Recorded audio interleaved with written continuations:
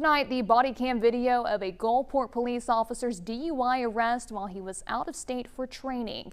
Another day, another officer caught doing what they arrest us for. And this time, it's bad. Gatlinburg police spot an SUV swerving through traffic with its emergency lights on. And when they pull it over, they discover it belongs to another police department.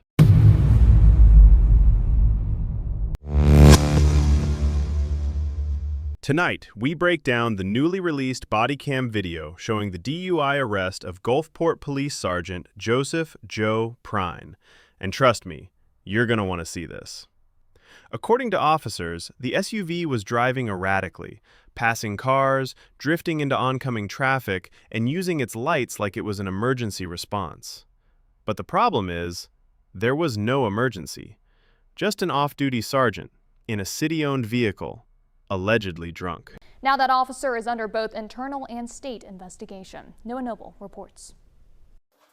That's Gulfport Police Sergeant Joseph "Joe" Prine walking into a police station just before 10 p.m. in Gatlinburg, Tennessee. Prine was in Gatlinburg for out-of-state training, a FBI leadership class. He's just been arrested for DUI. An hour before the arrest, you can see Prine driving a city-owned, unmarked Ford Explorer with blue lights flashing and siren blaring. That's a Gatlinburg police cruiser flipping around to pull him over.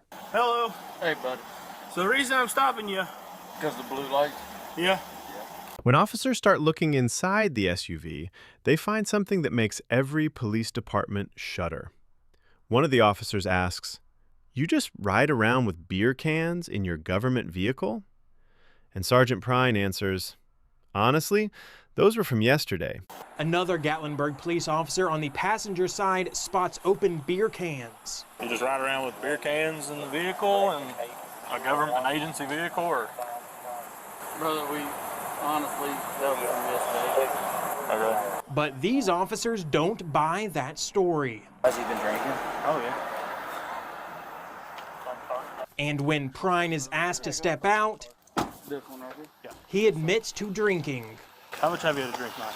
What's that, man? A couple beers at Jason Aldean's. How much would a couple be? 3 or 4. Next comes the field sobriety test, and Prine admits he's been drinking. First, he says he had 3 or 4 beers, then changes it to 2 or 3, which, let's be real, is the cop version of "I only had 1." He sways, he stumbles, and eventually, he refuses the roadside breathalyzer. But later at the station, he agrees to a blood draw. Prine goes through field sobriety tests, including heel to toe and a balancing test. You said you've had at least 3 or 4 beers? 2 to 3, yes, sir. Okay. Like I said, we was around, hitting the siren and the lights, that's all it was. Okay. Apparently, he did not pass. All right, man, if you're going to put your hands on your back for me. Officers search Prine's unmarked cruiser. I'm assuming that's his. Yeah. Was it Gulfport? Yeah. Sergeant?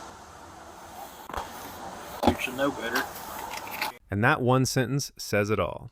Because police know the rules better than anyone, they just don't always follow them. Then, Prine is read his rights. All right, you have the right to remain silent, and anything you say can be used against you in a court of law. Prine refuses to give a breath sample at the scene. But in the state of Tennessee, if you refuse, your license gets suspended. You're asking for a blood sample? Yes, sir. If I'm consenting to a blood sample? Yes, sir. Prine decided to consent. Gatlinburg PD sent the sample to be tested.